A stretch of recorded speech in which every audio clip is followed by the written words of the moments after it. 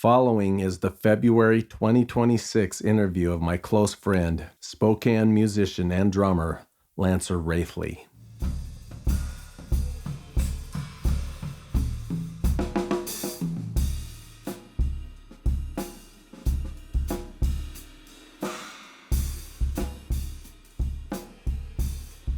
In Spokane, Washington, there's a saying, Spokane exists.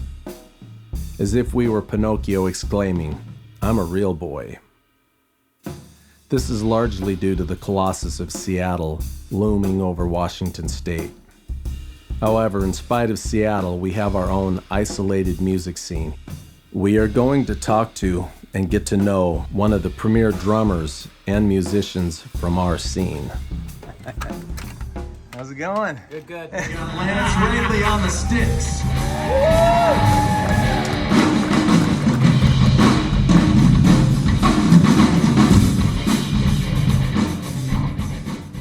What inspired you to start playing percussion?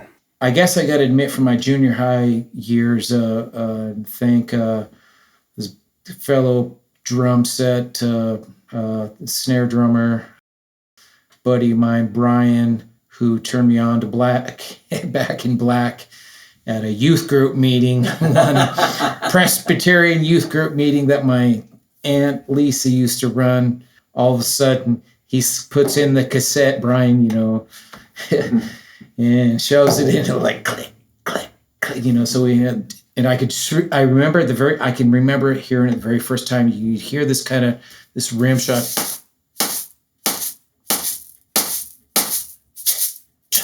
Boom! And we had a PA. We had some large speakers. I think she might have rented some speakers, maybe from Hoffman's or something. So we had kind of a PA, right? So it was down in this church basement, just dun, dun, dun, dun. So just experiencing a tornado or a hurricane indoors, but of sound, and you're going to be safe, but just the elements of music stirred up and just presented in a way that just was undeniably rocking. So yeah, Back in Black, I got to admit, we, the very first, before I even played drum set, I was sitting there, trying to, borrow my brother Mike's boombox when he go away to college and thankfully leave behind. And I'd be sitting there, You Shook Me Out Long, Back in Black. I'm trying to transcribe the drum parts of these songs. Even before I have a drum set, I'm like writing down, listening, stopping, boombacks, rewinding it hundreds of times over, present it to my junior high music teacher, Pat Shamblin. I got to thank Pat Shamblin. He definitely pointed me on to one of his EW graduates, Scott Ketron, who I took drum lessons with. And Scott Ketron was a great, vibe player, marimba, and he also played with the Spokane Symphony.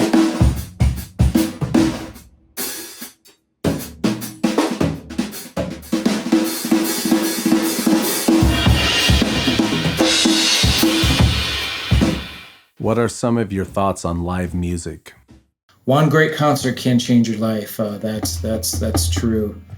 I can remember, hundreds of memories of watching Paul Simon at the Tacoma Dome. The only time he played there, January 4th, 1991, and drove over the pass that day. Great snow-capped mountain peaks, but a beautiful, brilliant blue sky. I literally had to pull over off the side of the road a couple times just to witness the majesty and the glory that I was trekking through. It was such a encouraging day, beautiful, and the anticipation of seeing Paul Simon on the Rhythm of the Saints tour, one after Graceland, was like unparalleled. And everything prior, Paul Simon was going to give a huge sampler plate to the audience. I got to believe it had been sold out. We were literally the last row, the farthest back, last row seats. And thankfully, I remember to bring a pair of binoculars and I could zoom in, and all of a sudden it was like I was sitting only like 20 or 30 rows back. See all those percussionists and Michael Brecker and Steve Gadd. And concerts are, wonderful experiences, and people people can be mightily blessed by them. So may they continue forever.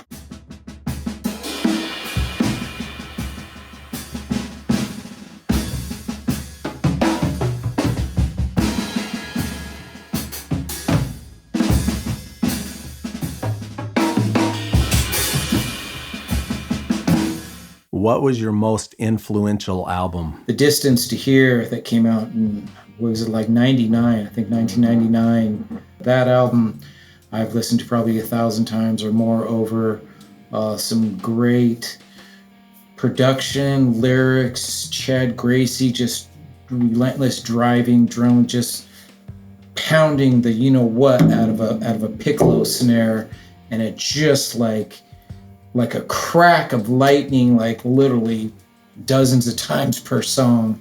I got to tell you, even like the one time I saw live, probably in, well, it was 2000. It was later that year at the Gorge, probably September 16th of 2000 over at the Gorge. Some of those songs, as good as they were on the album that come out live, the way they can present it and slightly rearrange it or enhance it or boost it or bring in more vocalists or a horn section, it's like just an immersive, amazing sound bath that just engulfs people and allows them to join in, to sing and to participate. So it causes everybody to dismissive of the past or the future and enter the now and believe that, you know, life is good and we've been given gifts such as music to be able to, you know, nurture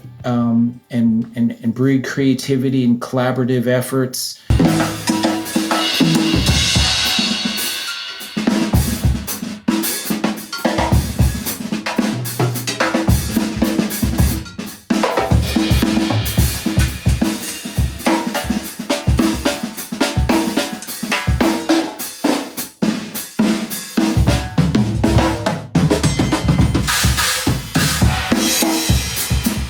Any other major influences? Lenny Kravitz, like pretty much nearly every, any and all albums from Lenny Kravitz has been influential for me. Let Love Rule, yeah, I've known about that for many years, since about the time it came out. But I tell you, Mr. Cab Driver off his first album wasn't my favorite song, but man, when he played it live and somehow capitalized with the energy of the crowd, it was almost like infectious, like a punk rock show or like a, you know, a metal fest where everybody's into it.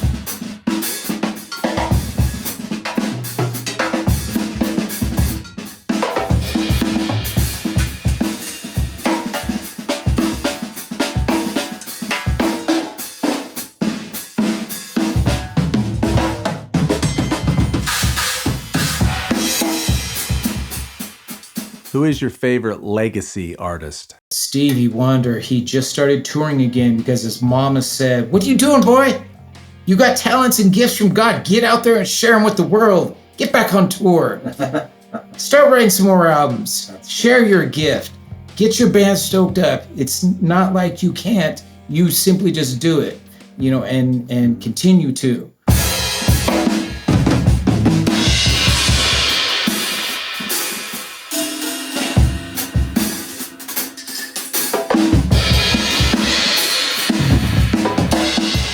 What do you think of the Spokane music scene? Stellar, great, world-class talent in many different genres here.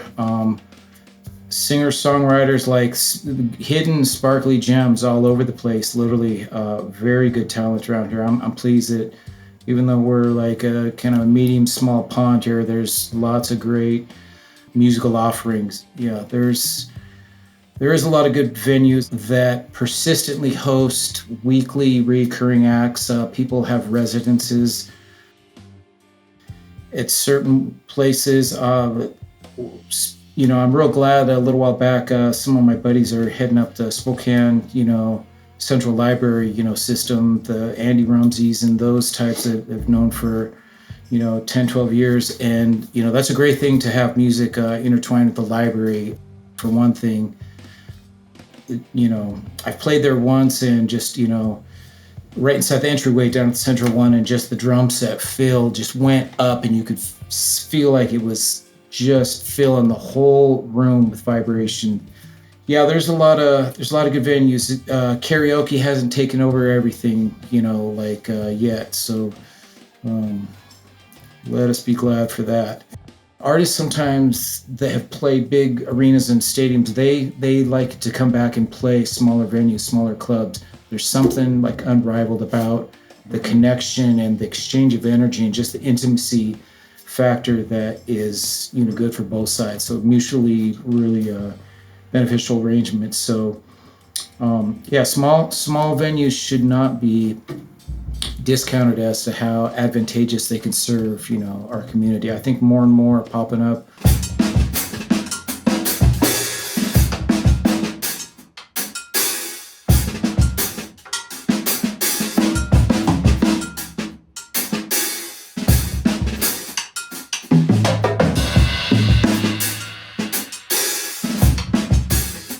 Any final thoughts?